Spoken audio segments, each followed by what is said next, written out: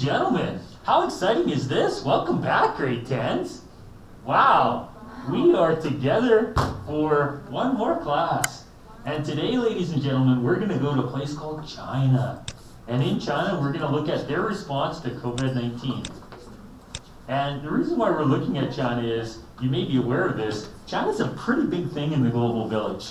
Not only are they the most populated country, many economists would argue they have the largest economy in the world, and if not now, then soon. And therefore, China has a lot of authority as a role model for others. And many people look at the Chinese response to COVID-19. By the way, at least officially, China's response is that they basically dealt with it. I don't know if you've been keeping track of the nearly 50 million cases in the world now, but you keep looking at China. And I remember when Canada had less than China, and China goes up by like 4 new cases a day or 14 cases a day, and Canada goes up by like 1, 2, 4, 5,000 cases a day. And compared to other countries like Poland, we're doing okay because Poland has basically the same population as Canada. Well, we're doing okay with numbers infected, not numbers of deaths. But back to the story. As you know, COVID-19 originated in China, but somehow they have been able to keep their numbers quite low in terms of infected, and it's remarkable. And some suggest that the reason why they've been able to deal with COVID-19 so well is because it is an authoritarian state. So, one of the things that may come out of COVID-19 is, what's the ideal relationship we should have with our government? Should we have a government that seems to massage our need for liberty, for freedom? Or do we need a government that controls us? And this is a good case study into the need for political and social control. Now, China didn't become an authoritarian state because of COVID-19. China was an authoritarian state before COVID-19, and being an authoritarian state has helped them deal, at least on paper, officially, with this outbreak. So even in Canada, back in February and March, when we were still debating whether we should wear masks, and apparently that's a debate many of you still a part of as you sit watching me without masks on, China already said, everybody's wearing a mask in an infected area. Not only that, if you're going to be using a public bus, you're going to have your temperature taken. So here we are in February and March when Canadians are still debating whether or not it's just another flu. One of the reasons why the Chinese numbers were basically stopped, the infection rate, is because they, in a very authoritarian way, locked it down. So we think we've locked it down in Canada, but we haven't really seen a lockdown yet. Maybe we will if our numbers keep growing, but the Alberta government seemed to say yesterday that anything short of an absolute disaster, they're going to keep stuff open, especially schools, because teachers are expendable. So we have a photograph here, and in this photograph we have an individual working on behalf of the government, taking the temperature of 2 would-be passengers for this public transport, saying that in order to get onto the bus, you're going to need to prove that you don't have a fever. So taking public transportation is not your right, that with that opportunity comes certain criteria. That's a general theme in China. So looking ahead, I would like to look at something in China that many have called the game of life. The game of life. I don't know about you, but I'm a board game guy. We probably have 140 board games at home. We probably have 8 different versions of Risk alone. So in China, they have a social credit system. And I'd like you to take note of this. This is the main reason we're looking at China, is they have a social credit system very similar to that episode of Black Mirror where the individuals are rating each other. So if you have a social interaction at a coffee shop, you might rate each other. And if your rating is low, then because of your rating, opportunities in life will be taken away. So if you receive a low rating, you may become agitated by that, and out of your agitation, your ratings might go down even further, and as you see in that episode of Black Mirror, her life kind of just spirals out of control. It's an excellent episode. But what is meant to be fiction in the universe of Black Mirror is reality in China with their China's social credit system. So officially it's called China's social credit system, and put simply, citizens can gain and lose points. And if you gain points, you will gain rewards, and if you lose points, you will get punishment. So what is a government? A government's like a parent. And the government in China is being a parent that is saying, okay, sons and daughters, there are certain behaviors that we want you to have, and if you show them, you'll be rewarded.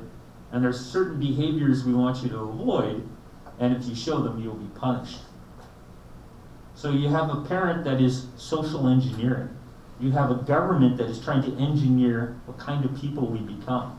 And when moms and dads do it, that's called parenting, and we're typically somewhat comfortable with it. But when a government tries to social engineer us, we begin to see some of those dystopian novels of the 20th century. We see Orwell's 1984. We see Huxley's Brave New World. And we begin to see a flawed relationship between the government and the governed. So, what types of things might get you some rewards?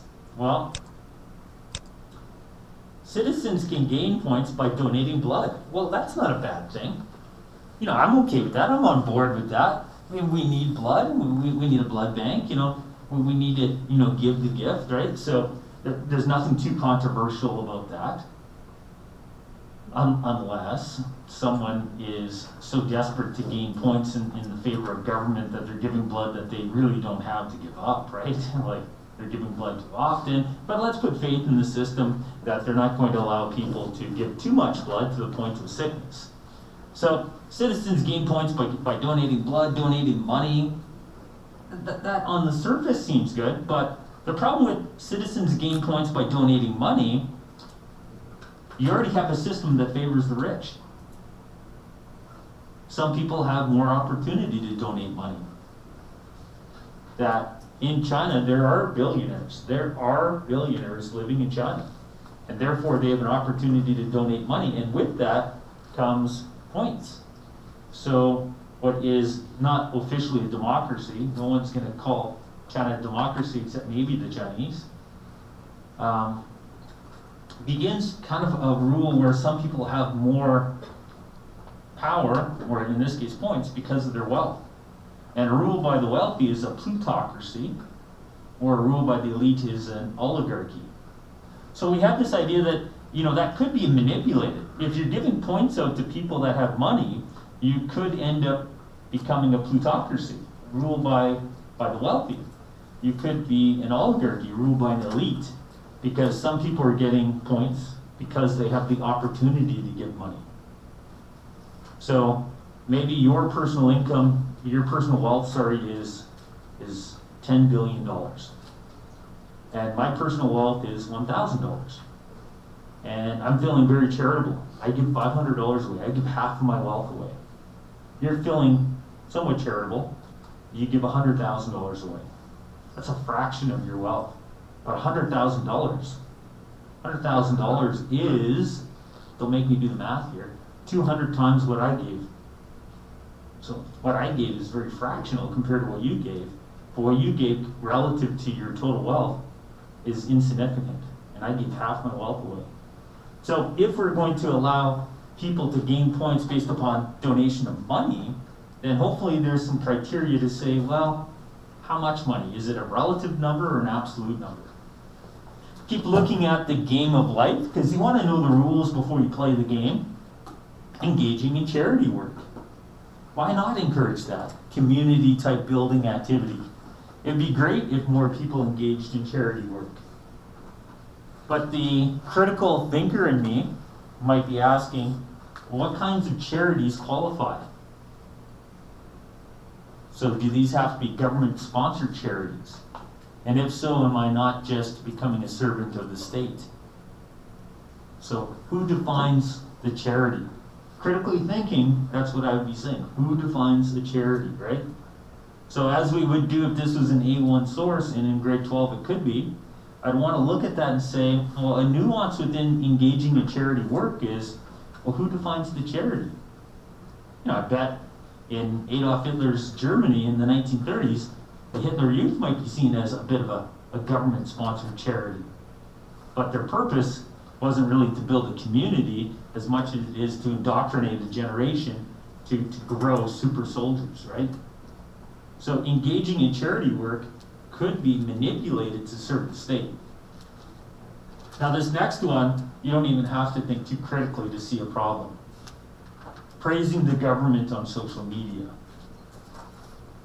So you get rewards if you praise the government on social media. Now, sometimes the government deserves our praise, but sometimes the government deserves our criticism. That some of the pillars of a healthy relationship between the government and the governed is accountability. That without accountability, there really is no legitimacy. That if you believe that the government must uphold the will of the people, then the people need to be able to question the government's policies. To say that this is not my will. It is not my will when Justin Trudeau spends more than $500 billion fighting COVID-19. That is not my will. So it wouldn't be genuine of me, it wouldn't be authentic of me to praise Justin Trudeau's government when I believe that he has not only betrayed Canadians now, but future generations of Canadians who he's indebted with by spending our money now on marked up equipment that he bought from his friends. As the current scandal shows, that they spent billions extra buying equipment from his friends who had just within that week created a company selling the equipment that Canada needs. It looks very scandalous. So I don't see the opportunity to be authentic and praise the government in Canada. And in fact, again, in an open relationship, then the states are only an invention of mankind. A government is an invention of mankind. You go in nature, there is no government. So the government must be there with a reason. And the reason should be to uphold the will of the people. That's what John Locke would say, is the government must upload what we want. And if the government's not doing that, then we must hold them accountable by questioning them. Otherwise, the government's not legitimate. Well, right here shows me that in China, the people cannot question the government. So in my mind, if you believe in John Locke, using that Lockean logic, then the government's not legitimate in China. That this right here is a fatal flaw in their relationship with their state. That now they live under an authoritarian state where they will probably falsely praise the government just to get rewarded. Even if they don't believe it, they're going to put it on social media. So the social media becomes a loudspeaker for the government. Much like in Hitler's time, he used radio. If Hitler was alive today, this is exactly the type of program that he put into place. Very authoritarian, very indoctrinating, very powerful. So we definitely can see a link there. And helping the poor. Yeah, again, there's some stuff here that on the surface could be amazing. How do citizens lose? Well, it's basically the opposite. Not visiting one's aging and parents regularly. So in China, as a culture, for thousands of years, they have really had a special relationship with their parents and their grandparents, that they honor and care for them. I'm not saying we don't do that here in Canada, but for the most part, culturally, we don't do it to the same extent.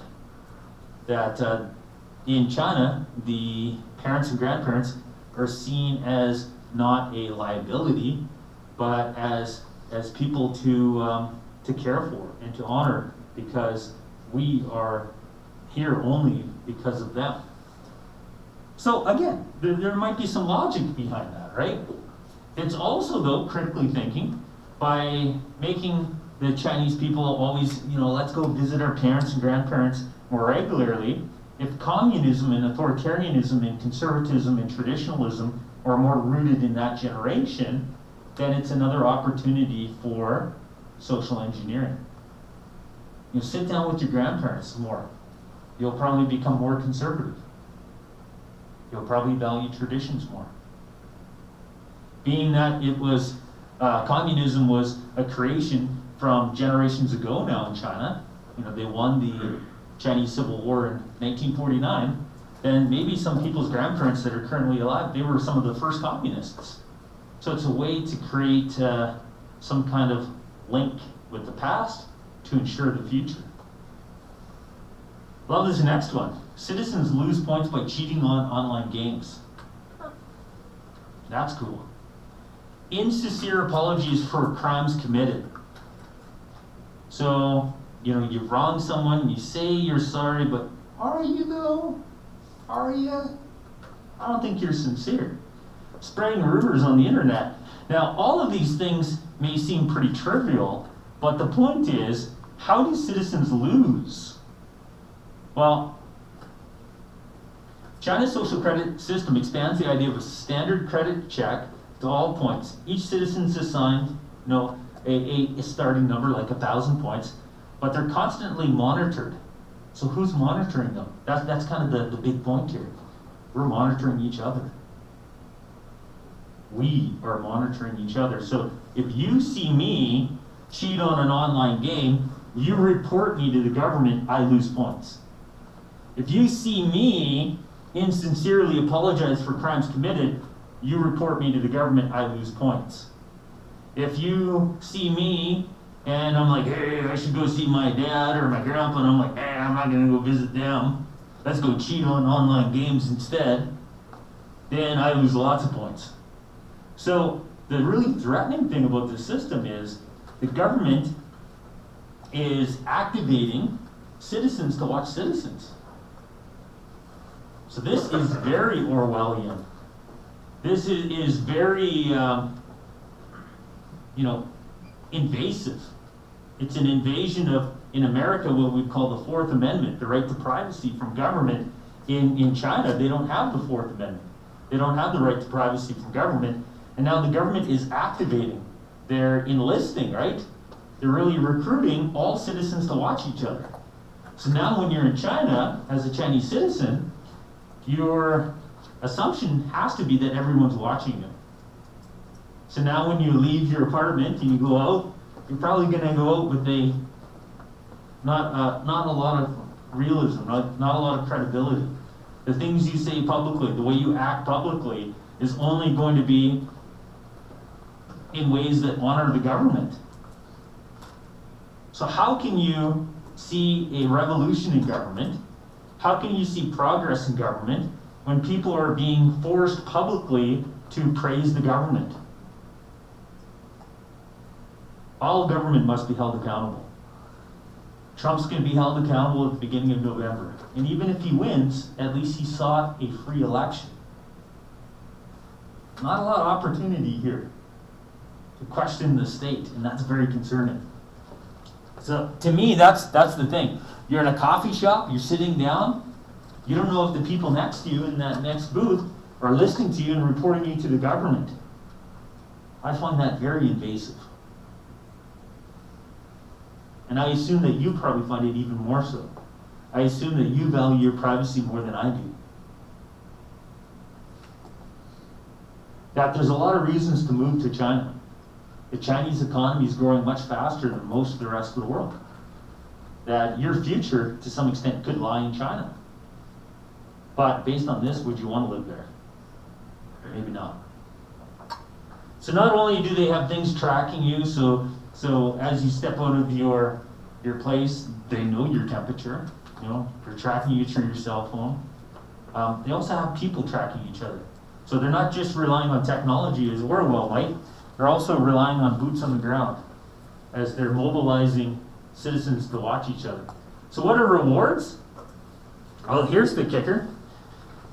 Communism is supposed to be about from each according to his ability to each according to his need, right? That's communism, that's Karl Marx.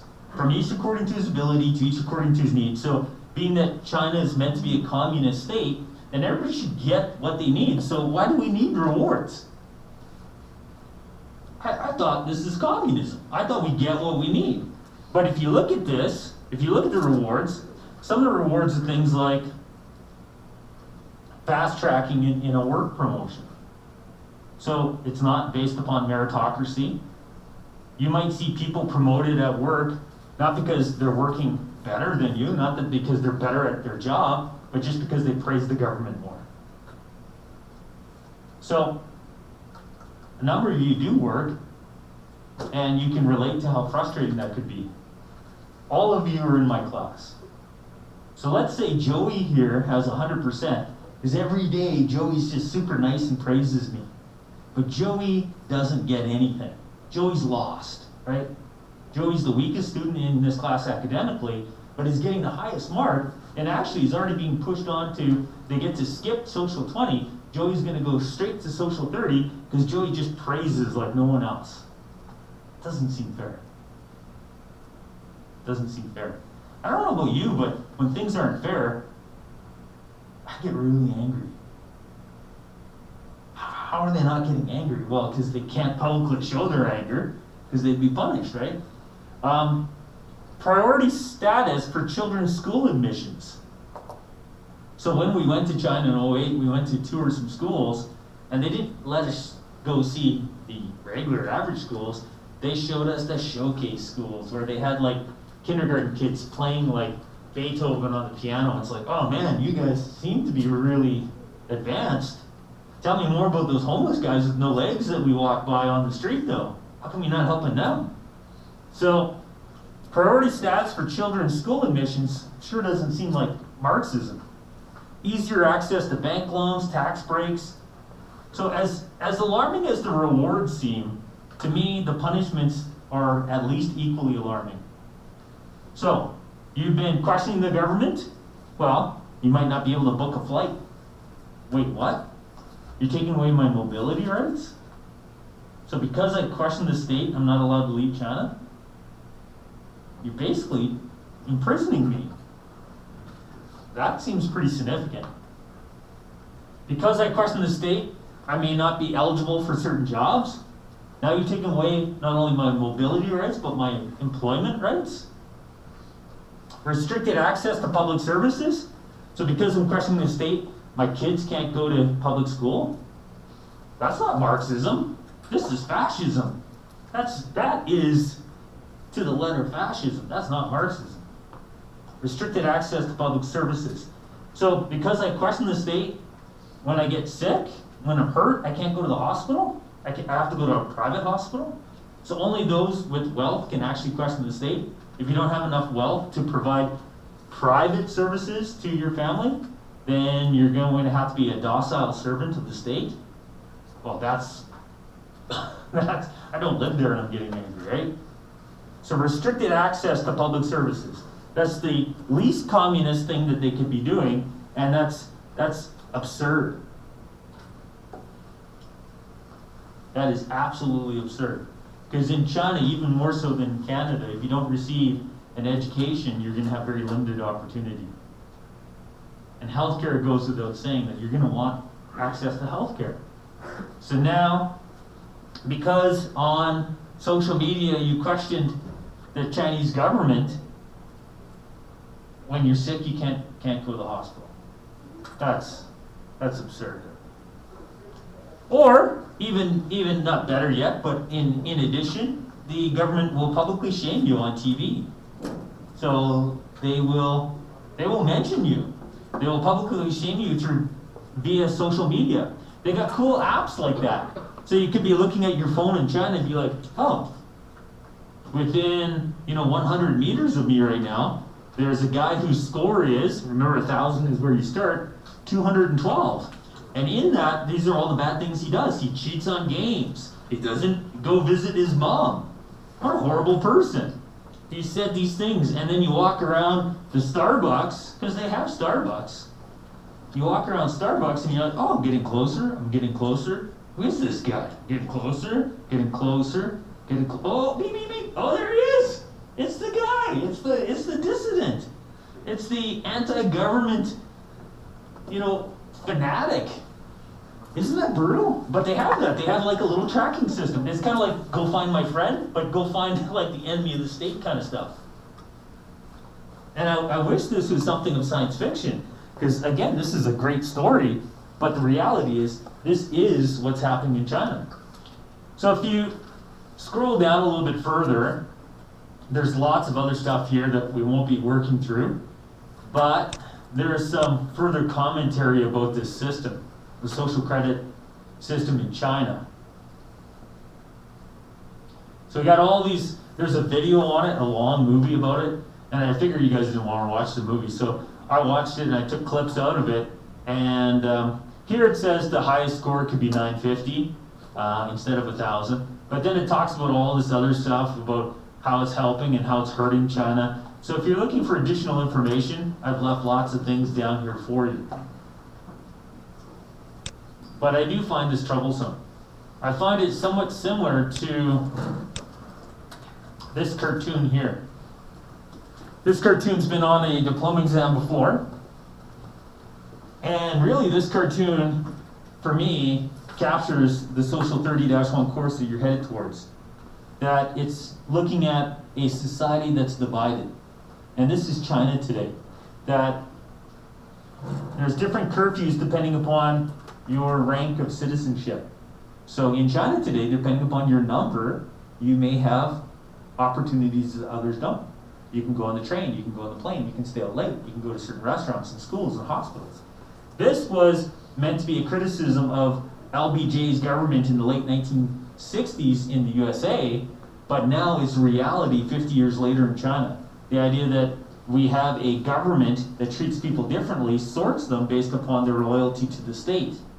And some citizens are allowed to stay out late, some citizens are allowed to sit on benches, some citizens are allowed to go down certain paths, but the real looming thing, the authority, the credibility from the government doesn't come from the upholding of the will of the people. It comes from the cameras and comes from the presence of the military, the police. It's very threatening. And again, back to the original point here, and then we're done with this, is the significance is people are beginning to lose their love affair with the United States. And maybe rightfully so. Maybe the charm, the shine, the glimmer off of America, except for Trump's hair, is fading, right? So the era of America is fading. So who will replace America? Lots of the third world, the developing world, they're looking at China. And they're saying, holy smokes, China has seen rapid economic development. China has seen rapid urbanization. China's the model for our future.